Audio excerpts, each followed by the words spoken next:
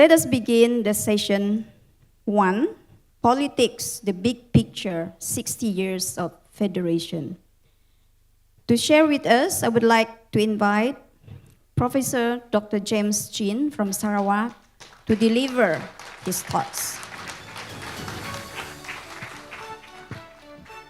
Thank you very much. I'd like to start by thanking the organizers, and also I'd like to thank all the Sarawakians who took the time out and come all the way to Kota Kinabalu to celebrate this very, very special occasion together with our Sabahan friends.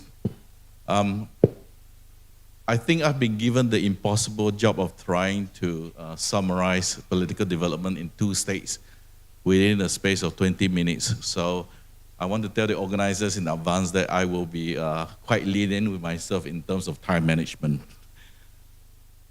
So basically what I like to do is basically go through a very, very quick summary of the key political developments in both Sabah and Sarawak, and I'll end with some of the key takeaways of Sabah and Sarawak for the last 60 years. So part 1 of my talk will be basically a summary of Sarawak, followed by a summary of Sabah. Then I'll talk about some of the historical grievances Sabah and Sarawak has within the Malaysian Federation. So in terms of politics in Sarawak, I think it's quite obvious that in terms of trying to divide up the different periods, the easiest way of understanding Sarawak politics is to divide it into 4 very, very specific periods. The first one is, of course, immediately after independence, like Sabah, Sarawak went to quite a turbulent time politically. Then a very long period of political stability in Sarawak. They call it the Melanau era, and that went from 1970 to 2014. Then we had a very short Adinan era, and that was when we saw the very strong rise of state nationalism, and the new era is really under the new Chief Minister of Sarawak, Abang Johari, from 2017 onwards. So in terms of the key takeaways for the first turbulent period, I think it's fair to say that for the first few years of Sarawak's independence in the Federation of Malaysia, there was a lot of tension between the federal government and the new state administration, led mostly by the Dayaks. And this led to the removal of the Iban Chief Minister in 1966, Stephen Kaloningkan. This was the first time when the federal government showed its hand very clearly, and it showed very clearly to both the people of Sabah Sarawak that the federal government can really remove the top political office holder. They can do it very, very quickly. Not only that, they can actually hold a Dewan Undangan sitting and actually pass a law to remove the chief ministers. Another key takeaway, of course, is that the Dayaks and the Iban's political grouping in Sarawak never recovered politically after 1966. Then we have a very, very long period of political stability. Initially, it was led by Tun Ramang Yaakob. He became chief minister in 1970 after a very highly contested state elections, and he ruled Sarawak from 1970 until 1981. I think it would be true to say that during this period, we undersaw the first big restructuring of Sarawak politics, where basically he followed the Malayan model. As you know, Ramang Yaakob was a strong believer in the Peninsula model because he served for many years as a cabinet member at the federal level. So in terms of the restructuring of Sarawak politics, basically all the Malay and Muslim community were placed under PBB. All the Chinese community were placed under SUPP. And he also forced the dissolution of the so-called Chinese Tauke Party, the Sarawak Chinese Association. And in terms of the Dayak politics, he sort of split them in 2. Part of the Dayak support went into PBB, another part went to SUPP, and of course the rest who didn't agree with the government ended up with the Sarawak National Party. What is important and not widely known outside Sarawak was that even in those days, Sarawak enjoyed an unusually high degree of political autonomy because Ramang Yaakob had a very, very good relationship with Tun Razak. So Sarawak was basically left alone, even from 1970 onwards. The big political turbulence during the Melanau era was, of course, In the 1970s, Sarawak suffered from a communism problem. There was quite a large communist movement operating initially out of Kalimantan. But interestingly enough, he was able to negotiate a peace deal with the communists. So basically after 1974 onwards, Sarawak was able to be largely peaceful. They were able to develop because of a thing called Operation Sri Aman. I think the most important element of Operation Sri Aman, besides the peace deal done with the communists, was that he brought the Chinese tycoon under his control. I think this is a very, very important point. It's often not spoken about because people think it's sensitive, but I think it's really a key issue when it comes to politics during the Rahman era. Towards the end of his rule, towards the end of the 1970s, it's quite interesting that the largest Chinese-based party in Sarawak, SUPP, turned against him. In fact, SUPP led a delegation to Kuala Lumpur to complain about Rahman Yaakob, and in addition to that, because of health reasons, he decided to resign in 1981. But not before he placed his nephew, Taib Mahmud, to become the next chief minister. And of course, during the Taib era, a very long era from 1981 to 2014, he really consolidated power into the PBB. It was also this period that there was a split between the uncle and nephew, and it became sort of an open warfare in Sarawak, political warfare in 1985, after Rahman Yaakob made a very hard-hitting speech in Bintulu. And this ended up in a thing called the Ming Court Affair, where Rahman Yaakob tried to make a comeback. And what was really, really interesting about the 1987 incident was that this time he ganged up with the Ibans, the Dayaks, to try to capture power again. But unfortunately, he was not able to do it because Mahathir stood by Taib Mahmud. So this was a really, really important event. I raise it because this was the first Dayak challenge to try to make a comeback after they lost power in the 1960s. During the period of Taib Mahmud, we saw the second big restructuring of Dayak politics. Remember I said under Rahman Yaakob, he tried to restructure Dayak politics. But the second big restructuring actually happened during the era of Taib Mahmud. The Dayak vote in Sarawak, or the Dayak politics in Sarawak, was basically split into many, many different parties, and I've listed some of the main parties on the screen. But what was very interesting was that Sarawak, under Taib Mahmud, became even more autonomous. He was even given more autonomy compared to his uncle, because very early on, Taib Mahmud, very similar to his uncle, also served for a very, very long period in the federal level, so he knew the federal leaders very well. In particular, he knew people like Mahathir very well. In fact, Mahathir became Prime Minister in 1981, the same year that Taib Mahmud became the Chief Minister. So the bottom line was that he was given an extraordinary degree of political autonomy, in fact, the highest among all the states in Malaysia. It was also this period that, interestingly enough, that the Chinese in Sarawak turned against the government, and that the Chinese mostly supported the Democratic Action Party. And this has remained true until today, that the urban Chinese, like the Sabah urban Chinese, are more or less supporting the DAP. So during his time, a very short summary would be that he faced only opposition from the Chinese community, and all the other community, important political communities in Sarawak, were basically under the control of the then Barisan Nasional, Sarawak Barisan Nasional. In the post-Melanau era, during the time of Adnan Satem, who became Chief Minister, that was when we saw that there was an attempt to restructure Sarawak politics, but unfortunately, he died early. But one thing that he did, and he did it very successfully, was that he brought back this idea of Sarawak nationalism. So when people talk about Sarawak, the first time that it was used was actually not during his time. It was actually used in the 1970s by the Sarawak National Party. He took on this idea and he did very well, won the elections, but unfortunately he passed away. And the current Chief Minister, Abang Johari, basically carried on with this idea of a very strong sense of Sarawak nationalism.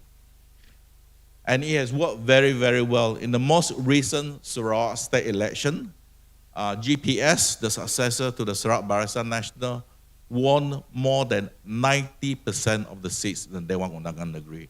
That's quite a remarkable record, huh? Quite a remarkable record. I think the only other group that managed to beat the GPS was during the time of Mustafa Harun, when he won 100% of all the seats in the Sabah Dewan Undangan Negeri, okay? So today, the Sarawak First tagline is very, very popular in Sarawak. Everywhere you go, even in so-called urban areas held by the opposition, the tagline of Sarawak First is very, very popular. So under Abang Johari, basically the idea is to build a state within a state. So you can see Sarawak trying to build their own airline, trying to do all sorts of stuff. And because of the split at the federal level, he has been able to push very hard for a lot of concessions under the guise of the Malaysia Agreement 1963. So the bottom line for Sarawak now is that Sarawak now is very, very stable. As I mentioned, there's really no real opposition in Sarawak. And in fact, probably by next month, one of the small opposition parties in Sarawak will probably join with one of the component parties of GPS. So basically the bottom line is that by early next year, if everything goes to plan, there will only be 2 opposition members in the whole Sarawak Assembly. So let me quickly move to politics in Sabah.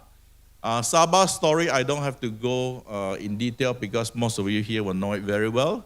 But Sabah politics is really much more convoluted and much more turbulent when you compare it to Sarawak.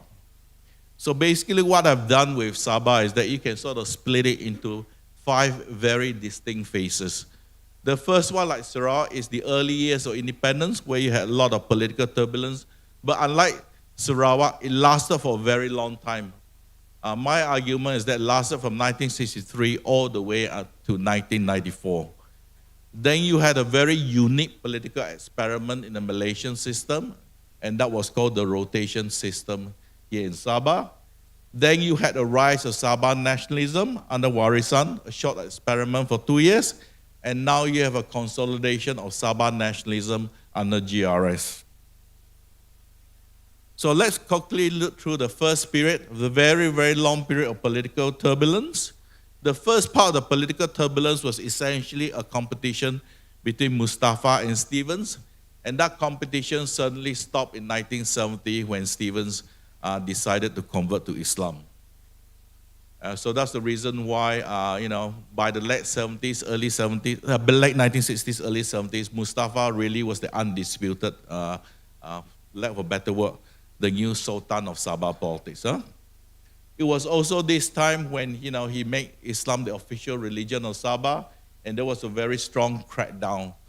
So that's the reason why he was able to win 100% of all the seats during the Sabah elections.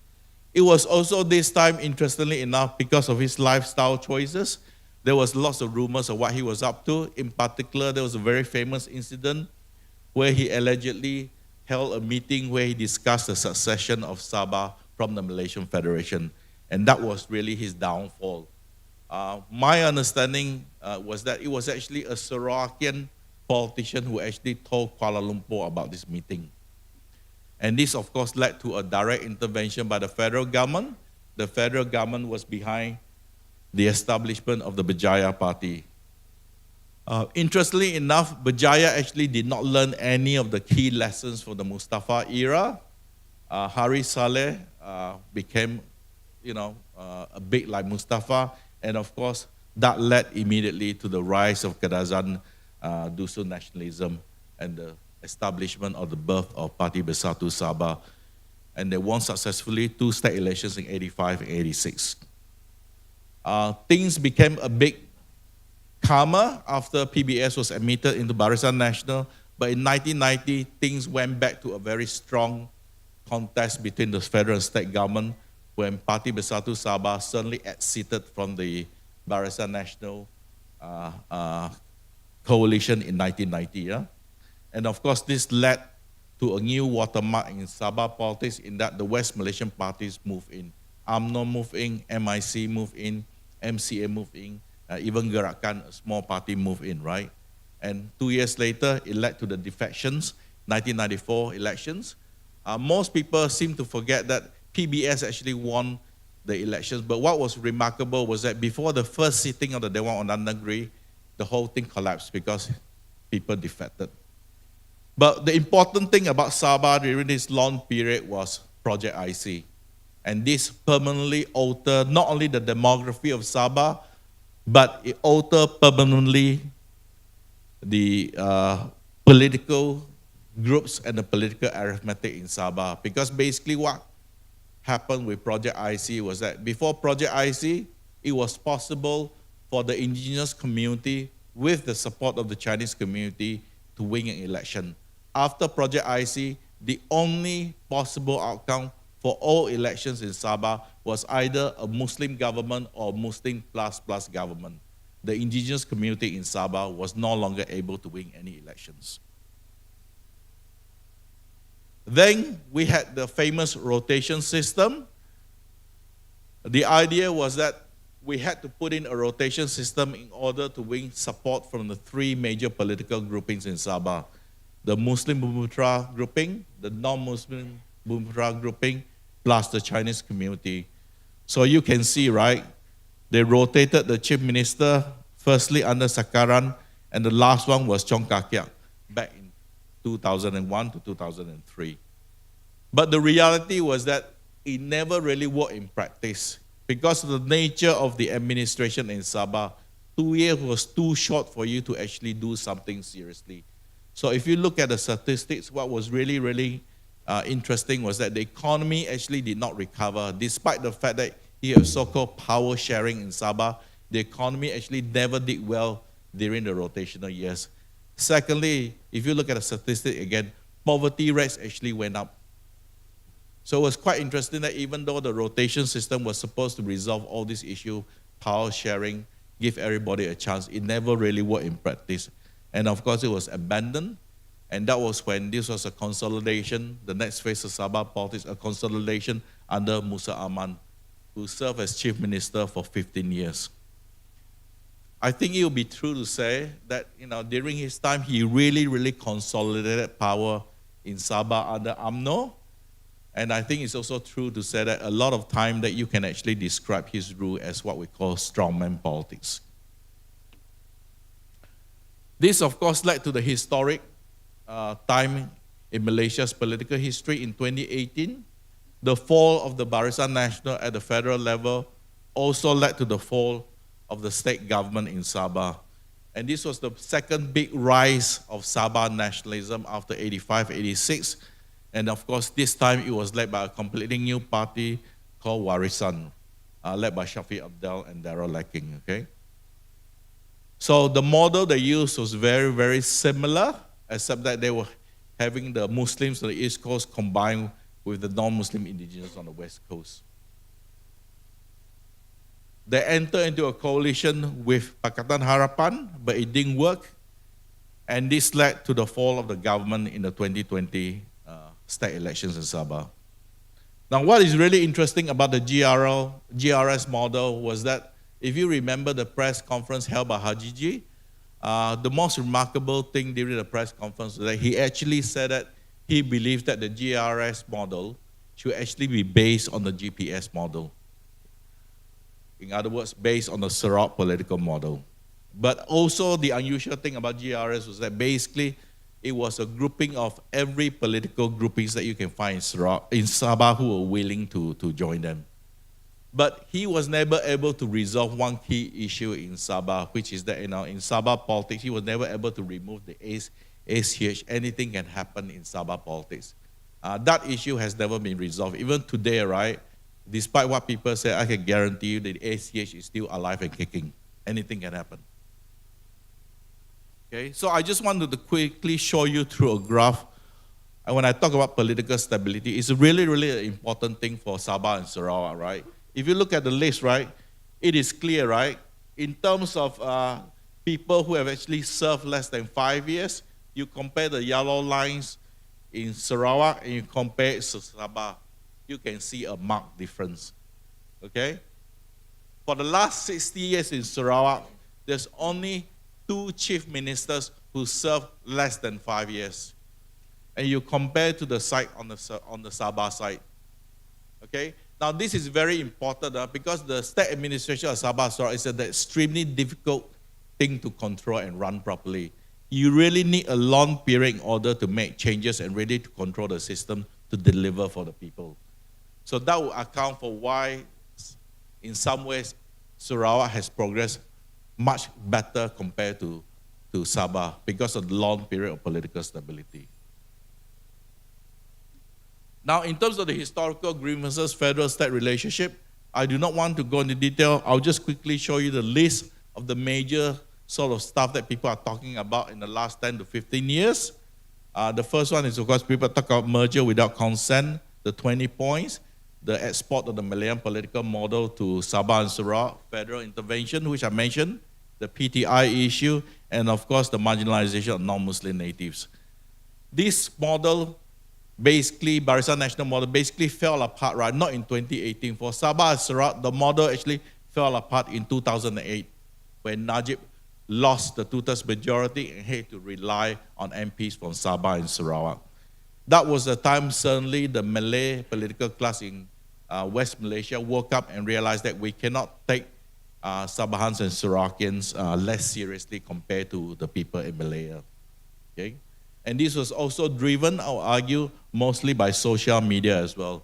And this, of course, led to the historic 2018 government change. But more importantly, for the very first time in Malaysia history, right, one major political bloc, Pakatan Harapan, actually lists Sabah and Sarawak as one of its 5 pillars for its manifesto. Very, very important. And of course, that subsequently led to the 2021 Constitution Amendment. So what are the key takeaways for the past 60 years? The first one is something I've mentioned for a few times already, which is that politics in Sabah is, of course, much turbulent compared to Sarawak. Even if you look at the number of CMs, right, it is quite clear that you can compare 5 versus 16. Okay? There was a long period of political stability under type, which allowed Sarawak to achieve better economic outcomes compared to Sabah. Okay? In terms of one chief minister in Sarawak, Taib Mahmud, during the entire time he was chief minister, there was 9 different chief ministers in Sabah. The third important takeaway is, of course, the Sabah's demographic change, the PTI issue. This has really altered the entire body politic of Sabah. The fourth point is that the non-indigenous in both Sabah and Sarawak have tried to challenge their political status.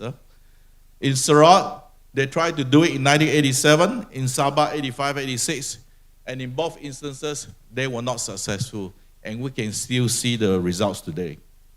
The fifth point, federal intervention. I think it is quite obvious that they've tried every trick in the book, and when finally everything could not work, they decided to intervene directly by moving directly into Sabah. But in the case of Sarawak, because the Sarawak political establishment in some ways are different from Sabah, they were not able to move into Sarawak. So that's the reason why Sarawak is the only state in Malaysia where UMNO, MCA, MIC, Gerakan are not found. Okay? We also saw the rise of state nationalism from 2008 onwards. But the thing I wanted to say is that this is not a new phenomenon. It has always existed, but it hasn't had this sort of force in terms of electoral politics until 2008 onwards. The other important point on state nationalism is that for the foreseeable future, it is quite clear to people like myself that this has become more or less a permanent feature of both Sabah and Sarawak politics. Point number 7, Sabah and Sarawak became key players. But the important point about being a key player in the Malaysian political system is that this depends on instability on the other side. In other words, if the Malay political class in Malaya get together, become united again, right, then they can ignore Sabah and Sarawak completely, just like they did all the way until 2008. So it's quite ironic. In some ways, the ability of Sabah and Sarawak to extract maximum political concessions from the other side is based on the fact that the Malay political elite in Peninsular Malaysia is split. If they get together again, I think they will largely ignore the interests of Sabah and Sarawak. So in case of Sarawak, they want to maximize autonomy. So the big thing they want to do is a state within a state. And if they succeed in getting things like health and education, then I think it's quite easy to make the argument that Sarawak will remain the most powerful and the most autonomous state in the Malaysian Federation for many years to come. Point number 9, I think it's quite true to say after 60 years, Sabah politics will remain unstable. There is no reason to think that GRS can replicate the GPS model, and there's no reason to think that they can bring stability to Sabah politics. Because as far as I'm concerned, there's no new personalities involved. State nationalism in Sarawak, I would argue, is much more stronger compared to Sabah.